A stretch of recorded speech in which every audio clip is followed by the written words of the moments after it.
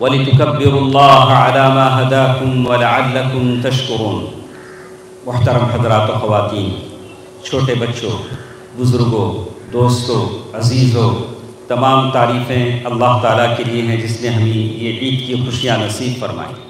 عید خوشی کا دن ہے جس میں 30 دن 29 دن آدمی روزے رکھنے کے بعد، قیام اللیل کرنے کے بعد، اعتکاف کے بعد، اللہ تعالیٰ کو راضی کرنے کی کوشش کے بعد جائزہ انعام لینے کے لیے اس میدان میں جمع ہوتا ہے اور خوشی کا اظہار کرتا ہے۔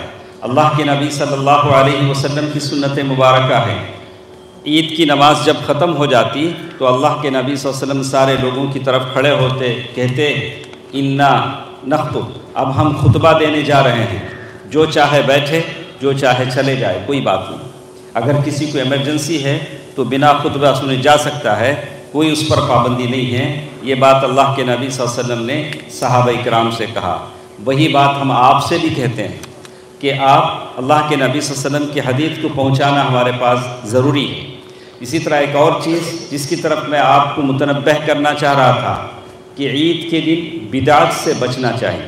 جو بدعت ہم نوٹ کرتے ہیں وہ تکبیر کی بدعت ہے، سارے ایک ہی آواز میں تکبیر جماعی جو کہتے ہیں، ایک ہی سر میں شروع کرنا، ایک ہی بار ختم کرنا، یہ بدعت ہے، یہ بدعت ہے۔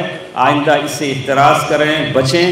ہر آدمی کو اپنے سے تکبیر کہنی، اور یہ نہیں کہ آدمی اس میدان میں آئے خاموش بیٹھا رہے، آدمی تکبیر کہے۔ اللہ کے نبی صلی اللہ علیہ وسلم زور سے تکبیر کہتے تھے۔ آج کا دن وہ ہے جس میں اللہ تعالیٰ کی تکبیر بیان کیا جائے۔ وَلِتُكَبِّرُوا اللَّهَ عَلَى مَا هَدَاكُمْ، تم اللہ تعالیٰ کی تکبیر بیان کرو کہ اللہ نے تمہاری رہنمائی فرما دی۔ کتنے لوگ ایسے بھی ہیں جنہوں نے عید کے کپڑے سلائے ہوں گے، عید کی خریداری کی ہوگی، لیکن وہ آج ہمارے ساتھ نہیں ہیں۔ عید آنے سے پہلے وہ اللہ کے پاس چلے گئے۔ اللہ نے آپ کو مہلت دی، مجھے مہلت دی کہ ہم اس میدان میں جمع ہیں، اس میدان میں جمع ہیں، عید کی خوشیاں بٹور رہے ہیں۔ یہ عید کا دن ہے جس میں مواسات، غریبوں سے ہمدردی کا پیغام دیا گیا، یتیموں سے، بیواؤں سے، ماں باپ کے ساتھ حسن سلوک کی بات کی گئی۔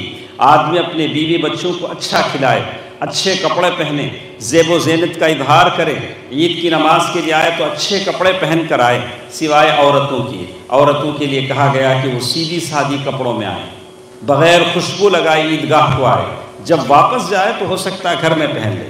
دوستو، عزیزو، ماں اور بہنوں، یہ عید کا خطبہ جو بڑا ہی مختصر ہوتا ہے، کچھ اہم باتیں مجھے آپ کے سامنے بتانی ہیں۔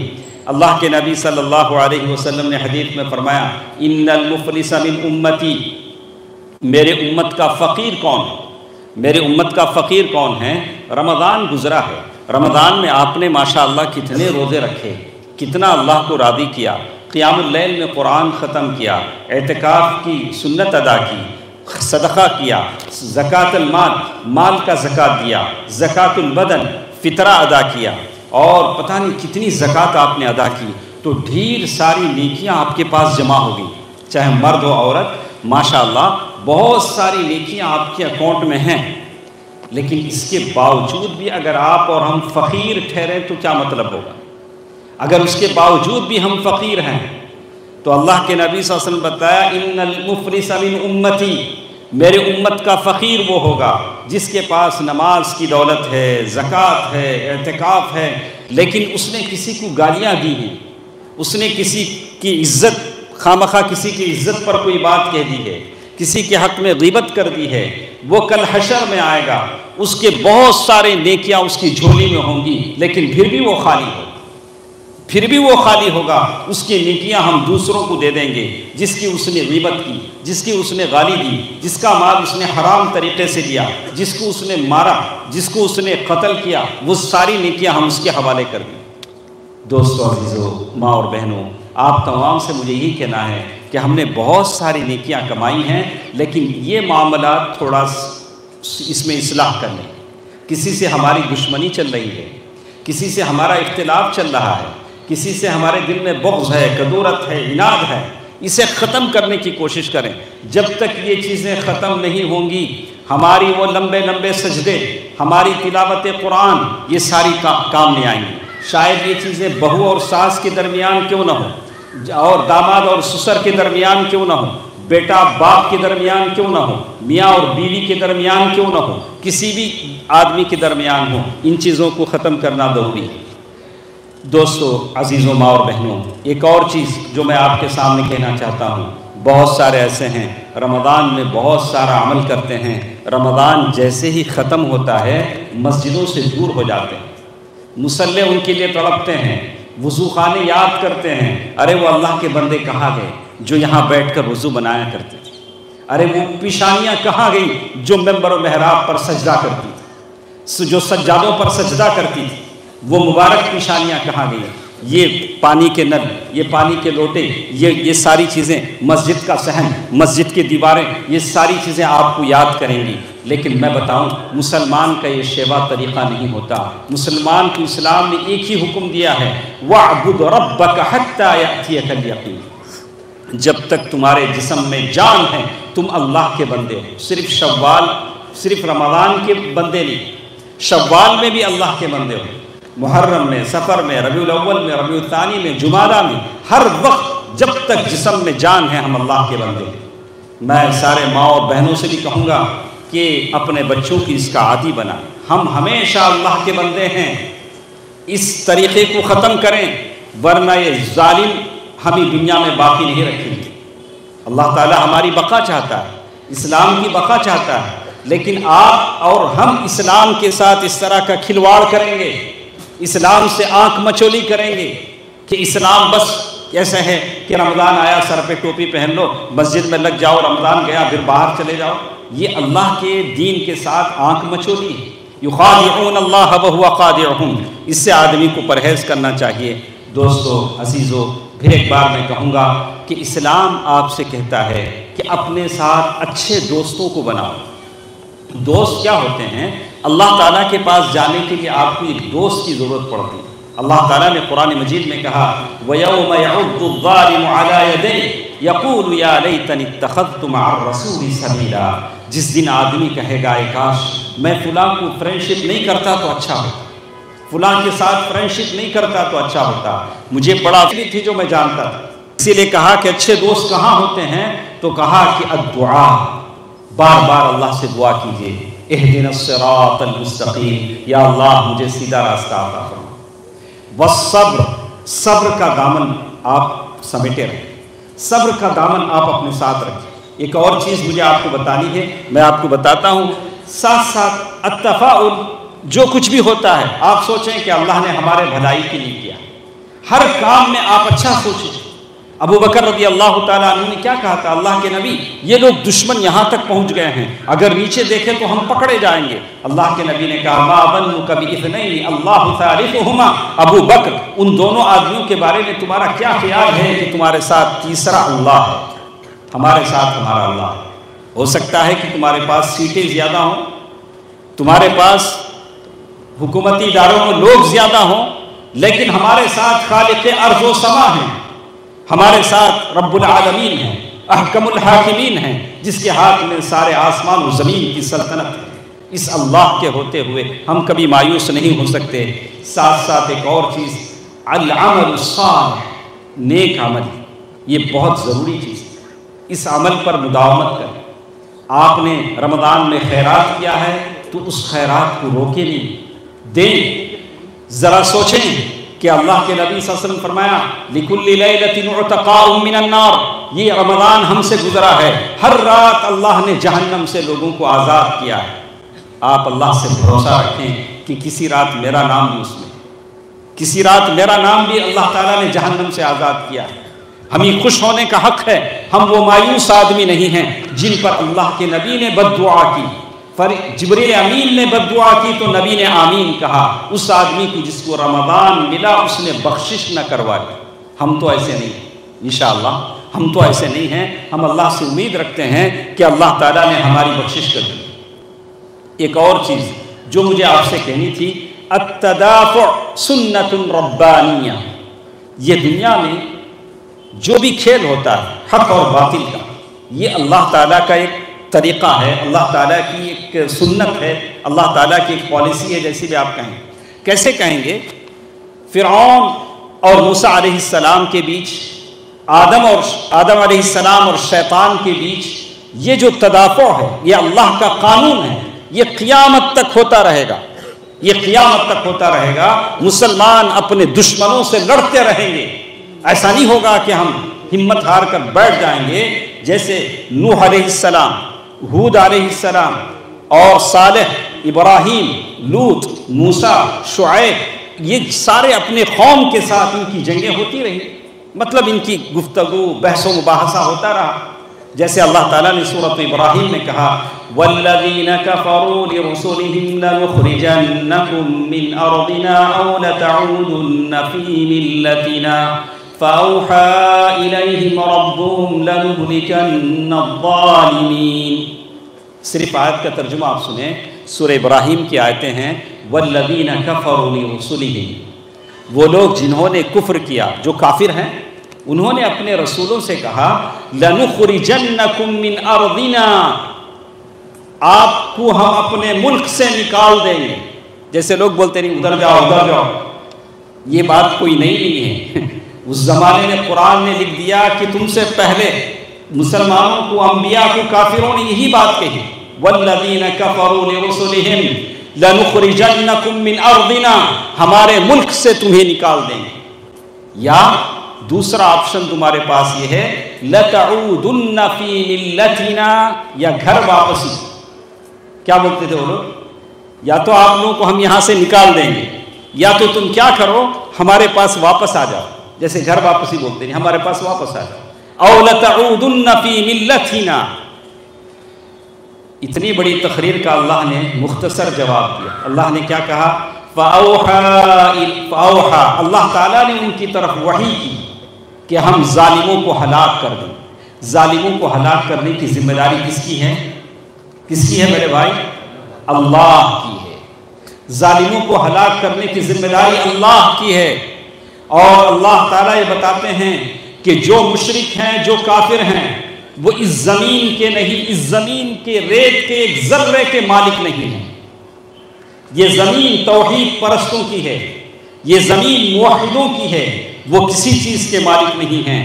وَلَنُسْكِنَنَّكُمُ الْأَرْضَ مِن بَعْدِهِمْ، اس زمین پر ہم آپ کو رکھیں گے، آپ اس زمین پر بسائیں گے۔ یہ اللہ کا وعدہ ہے۔ ڈرو نہیں، سہمو نہیں، خوف زدہ نہیں ہو، خود ڈرو نہیں، دوسروں کو ڈراؤ نہیں، ہراساں نہ کرو، ویڈیو وائرل کر کر کے ڈراتے ہیں، یا ایسا ہوتا ہے وہ ایسا ہوتا ہے۔ ارے قرآن پڑھو میرے بھائی، قرآن میں اللہ تعالیٰ آپ کو تسلیاں دیتے ہیں، اللہ تعالیٰ وعدہ کرتے ہیں وَلَنُسْكِنَنَّكُمُ الْأَرْضَ مِن بَعْدِهِمْ، لیکن اللہ نے ایک کنڈیشن لگا دی ذَلِكَ لِمَنْ خَافَ، اس آدمی کے لیے میرا وعدہ ہے جو اللہ کا ڈر اپنے دل میں رکھتا ہے۔ اللہ کا ڈر دل میں رکھنے والا صرف رمضانی مسلمان نہیں ہوتا، وہ تو سانس جب تک ہے وہ مسلمان ہے۔ وَخَافَ وَعِيدَ، اور ساتھ ساتھ میرے وعدے کا ڈر اس کے اندر ہے۔ میں نے کل حشر میں آؤ گے تو میں پوچھوں گا۔ اور جس کو اللہ تعالیٰ کا ڈر ہے وہ کسی کا مال حرام طریقے سے لے سکتا ہے؟ کتنے میرے سامنے میرے مسلمان بھائی ہیں، باپ مر جاتا ہے، وراثت تقسیم نہیں کرتے، نہ بہن کا حق بہن کو دیتے، نہ چھوٹے بھائیوں کا حق چھوٹے بھائیوں کو دیتے۔ اللہ کا ڈر نہیں ہے، اللہ کا ڈر نہیں ہے کہ اللہ تبارک و تعالیٰ مجھے اس سلسلے میں پوچھے گا۔ میں آپ کو ایک فتویٰ بتاتا ہوں۔ ایک صاحب نے مجھ سے سوال کیا تھا کہ میری ساس صاحبہ ہیں، وہ ہمارے سسر کی جو پراپرٹی ہے وہ اس کا کرایہ بھی کھا لیتی ہیں، پینشن بھی کھا لیتی ہیں، نہ ان کی بیٹی جو میری بیوی ہے اسے دیتی ہیں، نہ بیٹے کو دیتی ہیں، اور انتقال ہوئے ان کو 4 سال ہو گئے۔ اب ساس کا کتنا حق اس میں ہے؟ 1/6۔ باقی حق کس کا ہے؟ بیٹے کا، وہ بیٹی کا جس کی شادی ہو چکی۔ جتنا جلد ہو سکے ان کو کیا کرنا چاہیے؟ اس کا بٹوارا کر دینا چاہیے، وہ ان کا حق نہیں ہے۔ کتنے لوگ ذَلِكَ لِمَنْ خَافَ مَقَامِي وَخَافَ وَعِيدِ، اللہ تعالیٰ نے کہا کہ یہ اللہ تبارک و تعالیٰ کے وعدے پر آدمی یقین کرے۔ وَاسْتَفْتَحُوا وَخَابَ كُلُّ جَبَّارٍ عَنِيدٍ، اللہ تعالیٰ نے آگے چل کر کہا مِن وَرَائِهِمْ جَهَنَّمَ، ان کے پیچھے جہنم۔ وَيُسْقَىٰ مِن مَّاءٍ صَدِيدٍ، ہم ان کو پیپ کا پانی پلائیں گے۔ يَتَجَرَّعُهُ، وہ اس کو گھٹکا لینا چاہیں گے، کلی یعنی اپنے حلق سے اتارنا چاہیں گے۔ يَتَجَرَّعُهُ وَلَا يَكَادُ يُصِيبُهُ، وہ حلق سے اتار نہیں سکیں گے، وہ پانی حلق سے نہیں اترے گا، اور وہ پانی اتنا گرم ہوگا جیسے ہی وہ منہ میں لیں گے پیٹ کی انتڑیاں باہر آ جائیں۔ اللہ اکبر۔ ولا یکاد یسیغ ویأتیہ الموت، موت ان کو ہر طرف سے نظر آئے گی لیکن مریں گے نہیں۔ وما هو بمیت ومن ورائہم عذاب غلیظ۔ دوستو عزیزو، اللہ تعالیٰ نے صاف طور سے بتا دیا کہ یہ چیزیں ہوتی رہیں گی، لیکن آپ کا میرا یقین اللہ تعالیٰ پر مضبوط ہونا چاہیے۔ اللہ تعالیٰ نے پورے قرآن میں باتیں بتا دی ہیں، کہا کہ اللہ کا قانون، اللہ کا قانون ہے۔ اللہ نے یوسف علیہ السلام کو جیل میں رکھ کر آزمایا، ابراہیم علیہ السلام کو آگ میں ڈال کر آزمایا، لیکن وہ اللہ تعالیٰ پر یقین، توکل، بھروسہ کرنے والے، اللہ تعالیٰ پر بھروسہ رکھے۔ ایک اور بات مجھے آپ سے کہنی ہے کہ جو حالات ہیں اس سے آپ ڈریں نہیں۔ ابھی ہمارے پاس الیکشن آ رہے ہیں، الیکشن میں آپ حصہ لیں، گھر کی بوڑھی ماں کو آپ گھر سے نکالیں ووٹ ڈالنے کے لیے، اپنی بیوی کو ووٹ ڈالنے کے لیے لے جائیں، بیٹی جوان ہے ووٹ ڈالنے کے لیے لے جائیں، بیٹا جوان ہے اس سے ووٹ ڈالیں۔ آپ کا ایک ووٹ بھی مس ہو سکتا ہے تو کوئی ظالم آپ پر آ سکتا ہے، اگر وہ ظالم آپ کے ایک ووٹ کی وجہ سے، مس ہونے کی وجہ سے مسلط ہو جائے تو ساری امت کا گناہ آپ کے سر پر ہے۔ بیوی بچوں کو آپ ولیمے میں نہیں لے جاتے، فنکشن میں نہیں لے جاتے، اس کا فائدہ صرف آپ کو آتا ہے۔ اگر ایک ووٹ اگر آپ ڈالتے ہیں، آپ کے ایک ووٹ کی وجہ سے قوم جیتتی ہے تو یہ مسجدیں بند نہیں ہوں گی، حج بند نہیں ہوگا، عورتوں کا برقع نہیں اترے گا، مدرسے بند نہیں ہوں گے۔ یہ سارے امپیکٹ ہیں۔ یہ ظالم اگر آ جائیں تو مسجدوں کے مینارے اذانوں سے محروم ہو جائیں گے۔ آپ یہ نہ سمجھیں میں ایک نہیں ڈالے تو کیا ہوتا، ارے ہو سکتا ظالم آ جائے، ساری امت کا گناہ آپ پر آئے گا۔ آپ یہ نہیں سمجھیں کہ یہ مسجد سے اذان ہوتی رہے گی، میں جاؤں گا سجدے کرتا رہوں گا، ارے ایسا نہیں ہوگا بھائی۔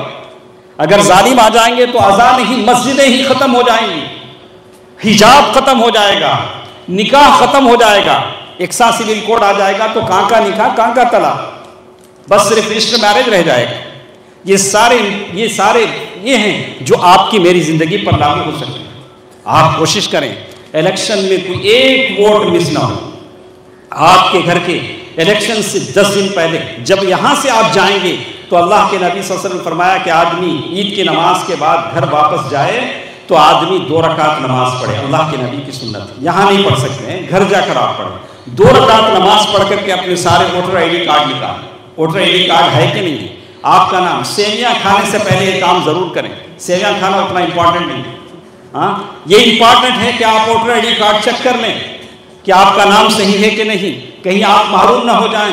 میری بات کا مذاق نہ لیں، بہت سیریس بات میں کہہ رہا ہوں، اس پر آپ توجہ دیں، اس لیے کہ امت مرحومہ ہے، یہ امت ایسی ہے جس کے لیے اللہ تعالیٰ نے بہت سارے وعدے کیے ہیں، ان کو آپ اس میں رکھیں۔ ایک اور چیز جو مجھے آپ کے سامنے بتانی ہے عورتوں کے تعلق سے ہے۔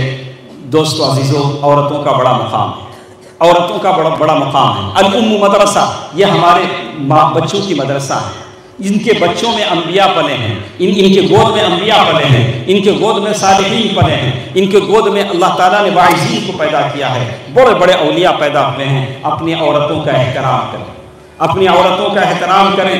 نبی بڑے پیار سے اپنی بیوی کو بلاتے تھے، یا حمیرہ کہتے تھے، بڑے پیار سے بلاتے تھے۔ اگر آپ قدر نہیں سمجھتے ہیں تو اس آدمی سے پوچھیں جو جوانی میں اپنی بیوی سے محروم ہو چکا ہے۔ بیوی کتنی بڑی دولت ہوتی ہے، دل کا سکون ہوتی ہے، جسم کا لباس ہوتی ہے، اور وہ بیوی ہے جو آپ کے لیے، جس نے رمضان میں سحری کا انتظام کیا، افطار کا انتظام کیا، جب آپ یہاں آئے تو آپ کو اچھے اچھے کپڑے اس نے دیے۔ اس بیوی کی قدر کی، اس نعمت کی قدر کیجیے۔ میں عورتوں سے بھی کہوں گا کہ آپ یہ جو رشتہ ازدواجی زندگی ہے اسے محبت اور اس کے ساتھ قائم رکھیں۔ اللہ کے نبی صلی اللہ علیہ وسلم نے کہا اذا صلت المرأة خمسها، عورت جب 5 وقت کی نماز پڑھ لیتی ہے، رمضان بھر کے روزے رکھ لیتی ہے اور اپنی عزت کی حفاظت کر لیتی ہے، اپنے شوہر کی اطاعت کر لیتی ہے، فلتدخل الجنہ من ای باب شاءت، جنت کے جس دروازے سے چاہے وہ داخل ہو سکے۔ عید کی نماز کے بعد اللہ کے نبی صلی اللہ علیہ وسلم نصیحت کرتے تھے، عورتوں میں جاتے تھے، جبریل امین کے بلال رضی اللہ تعالیٰ عنہ کے ساتھ عورتوں کے سیکشن میں جاتے تھے، عورتوں کو نصیحت کرتے تھے، یا معشر النساء تصدقوا، اے عورتوں کی جماعت صدقہ کرو۔ اللہ کے نبی نے اتنا کہا، بلال رضی اللہ تعالیٰ عنہ نے دامن پھیلایا، کسی عورت نے بالی ڈالی، کسی عورت نے زیور ڈالا، کسی عورت جس کے پاس نہیں تھا مونگ یعنی اس کا لونگ کا ہار جو پہنا ہوا تھا، لونگ کا ہار بھی ڈالا۔ اس زمانے میں عورتیں لونگ کا ہار پہنتی تھی۔ یا معشر النساء تصدقن، اے عورتوں صدقہ کرو۔ دوستو، عزیزوں، ماں و بہنوں، اپنی بیویوں کا حق ادا کریں جو حق اللہ تعالیٰ نے ان کے لیے رکھا ہے۔ اور ساتھ ساتھ میں ہماری جو بہنیں ہیں ان سے کہوں گا کہ اپنے عورتوں میں دین کا کام کریں، خاص کر نوجوانوں سے کہوں گا، نوجوان مسلم عورتوں سے بھی کہوں گا، آپ سب سے پہلے مسلمان ہیں۔ ایک مسلم نوجوان سے بھی میرا یہی پیغام ہے، ایک مسلمہ عورت سے بھی میرا یہی پیغام ہے۔ جن کالجز میں ہم پڑھتے ہیں، جس ماحول میں ہم رہتے ہیں، جس آفس میں ہم رہتے ہیں، آپ ہمیشہ یاد رکھیں کہ میں ایک مسلمان ماں باپ سے پیدا ہوا یا ہوئی ہوں، اسی پر میں باقی رہوں۔ کافروں کے ساتھ ہمارا کوئی لین دین نہیں، ان کے ساتھ ہمارے رشتے جائز نہیں ہیں، نہ ہم ان کے لیے حلال ہیں۔ ہم ایک مسلمان ہیں، اپنی عزت کی حفاظت کریں۔ دل بڑا روتا ہے جب ہم دیکھتے ہیں کہ کوئی برقع پوش خاتون ہے کسی غیر کے ساتھ بیٹھی بائک پر جا رہی، دل بڑا روتا ہے، سمجھ میں آ جاتا ہے اس کے ہاتھ کی چیزیں، شکل، یہ کوئی مسلمان تو ہے ہی نہیں۔ تو ان کی حفاظت، کلکم مسئول راع وکلکم مسئول عن رعیتہ، ان کی حفاظت کرنا جو ذمہ داران ہیں ان کی ذمہ داری بنتی ہے۔ اور آخر میں آپ تمام حضرات سے کہوں گا کہ توحید یہ سب سے بڑی نعمت ہے، اس کو اپنائے رکھیں۔ اسی توحید کو بسانے کے لیے ہمارے اسلاف نے یہ مسجدیں بنائی ہیں، ورنہ بغل بغل میں مسجد بنانے کی ضرورت نہیں تھی۔ کیوں یہ مسجدیں بنائی گئی؟ کہ آپ موحد رہیں، سنت کے مطابق نمازیں ادا کریں، نبی صلی اللہ علیہ وسلم کی سنت کے مطابق آپ کی نمازیں ہوں، صرف توحید ہی توحید۔ نبی مکے میں جب تک ہیں توحید ہی کا اعلان کر رہے ہیں، اور ہاتھوں میں ڈوریاں یہ شرک کی علامت ہے، قبروں پر نظر و نیاز وہاں جا کر ذبح کرنا یہ شرک کی علامت ہے، ان سے بچنے کی کوشش کریں۔ پھر ایک بار آخر میں آپ تمام سے کہتا ہوں کہ ملت اسلامیہ کی ہمدردی اپنے دل میں پیدا کریں، یتیم بچوں سے ہمدردی پیدا کریں۔ اللہ کے نبی صلی اللہ علیہ وسلم فرمایا کہ جو یتیموں پر رحم کرے گا میں اور کل حشر میں وہ اس 2 انگلیوں کی طرح ہوں گی۔ بیوہ عورتوں پر رحم کریں، جن کو آج عید کی خوشیاں نہیں ہیں، اپنا پیسہ بیوہ عورتوں پر خرچ کریں۔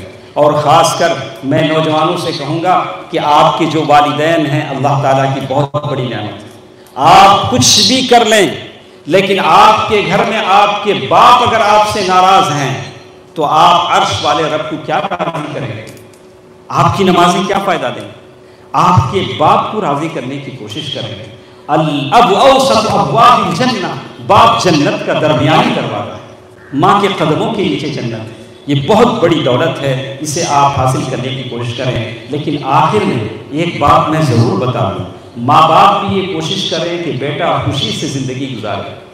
اگر کوئی ماں جو ساس بنتی ہے اس کی کوشش یہ ہوتی ہے کہ بیٹی کو ہمیشہ شوہر سے دور رکھے تو کل اللہ کے پاس وہ جواب دے۔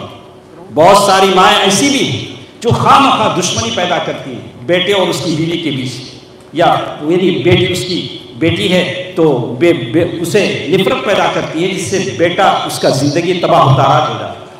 ماں باپ یہ کوشش کریں کہ میرا بیٹا ہنسی خوشی زندگی گزارے، میری بیٹی ہنسی خوشی زندگی گزارے، تاکہ اسلام سر بلند ہو۔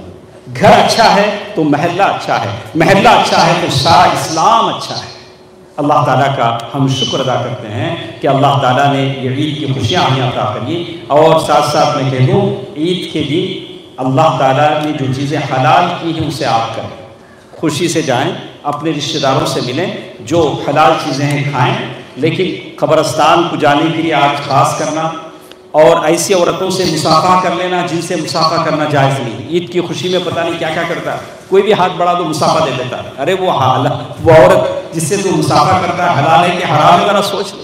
اور ایک چیز بھیانک چیز میں نے دیکھی، ادھر سے ہم جا رہے تھے تو کچھ برقع پوش خواتین کو ہم نے دیکھا کہ سنیما تھیٹر کی لائن میں لگے، بولا کہ یہ کون سی عید؟ بولا عید کے دن کچھ بھی کر سکتے، بولا کہ عید تو حرام، یہ تو حرام ہے، یہ سزا ہے کہ ہم نے عید کی نماز کے لیے نہیں بلایا تو ان لوگوں نے کہا اچھا چلو ادھر چلے جاتے ہیں۔ تو ایک جب سنت چھوڑ جاتی ہے تو ایک عذاب نازل ہو جاتا ہے۔ آخر میں ہم اللہ تعالیٰ کا شکر ادا کرتے ہیں کہ الہ العالمین تو نے ہم سب کو عید کی یہ خوشیاں نصیب فرمائیں۔ یا اللہ ان پر نور چہروں کو جنت میں بھی ایسے ہی جمع فرما۔ یا اللہ ہم نے رمضان میں جو نیکیاں کی ہیں اللہ اسے قبول فرما۔ یا اللہ ہمارے خطاؤں کو معاف فرما۔ یا اللہ ہم سے جو خطائیں ہو گئی ان خطاؤں کو معاف فرما۔ یا الہ العالمین اس مجلس میں چھوٹے بچے بھی ہیں، دودھ پیتے بچے بھی ہیں، مائیں ہیں، یا اللہ بزرگ خاتون ہیں، یا اللہ بڑے لوگ بھی ہیں، یا اللہ سب ہم دعا کر رہے ہیں، یا اللہ ہم سب کو تیرے خزانوں سے عطا فرما۔ یا اللہ ہم سب کو صحت عطا فرما، یا اللہ عافیت عطا فرما، یا اللہ عالم اسلام کے سارے مسلمانوں پر رحم فرما، یا اللہ غزہ اور فلسطین کے مسلمانوں پر رحم فرما، یا اللہ عالم اسلام میں جہاں جہاں مسلمان پریشان ہیں یا اللہ ان تمام کی پریشانیوں کو دور فرما۔ یا اللہ تو ہر چیز پر قادر ہے، سحاب اللیل والنہار، یا اللہ دن رات تو خرچ کرتا ہے، یا اللہ تیرا ہاتھ بھرا ہوا ہے۔ یا اللہ ہماری اس مجلس میں جو قرضدار ہیں ان کی قرضوں کی ادائیگی کا ذریعہ فرما دے۔ یا اللہ جن کے کاروبار نہیں چلتے ہیں ان کے کاروبار میں برکت عنایت فرما۔ یا اللہ جو پریشان ہیں ان کی پریشانیوں کو دور فرما۔ اے الہ العالمین وہ تمام لوگ جو ہمارے اپنے ہیں، ہمارے رشتہ دار ہیں، ہمارے اسلاف ہیں جو اس دنیا سے جا چکے ہیں، خبروں میں آرام کر رہے ہیں، یا اللہ ان کے خبروں کو یا اللہ جنت کا باغیچہ بنا دے۔ یا اللہ ان کے خبروں میں جنت کی کھڑکی کھول دے، یا اللہ جنت کا بچھونا ان کے لیے بچھا دے۔ یا اللہ ان تمام کو جنت الفردوس میں جگہ عطا فرما۔ یا اللہ ان کی یہ نیکیاں ہیں، ان کی یہ چیزیں ہیں جو انہوں نے اپنی امت کے لیے چھوڑی ہیں، یا اللہ یہ عیدگاہ، یہ مسجدیں، یہ ادارے، یہ سب کچھ اللہ تعالیٰ نے ان کے ہاتھوں صدقہ و خیرات کے طور پر دیا ہے۔ یا اللہ ان کی طرف سے یہ قبول فرما، ان کے لیے یا اللہ باقیات الصالحات بنا دے۔ یا اللہ ان کے نیکیوں کو قبول فرما۔ اے الہ العالمین ہماری دعاؤں کو قبول فرما۔ ان اللہ وملائکتہ یصلون علی النبی یا ایھا الذین آمنوا صلوا علیہ وسلموا تسلیما۔ اللهم صل علی محمد وعلى آل محمد كما صليت على إبراهيم وعلى آل إبراهيم إنك حميد مجيد۔ اللهم بارك على محمد وعلى آل محمد كما باركت على إبراهيم وعلى آل إبراهيم إنك حميد مجيد برحمتك يا أرحم الراحمين والحمد لله رب العالمين۔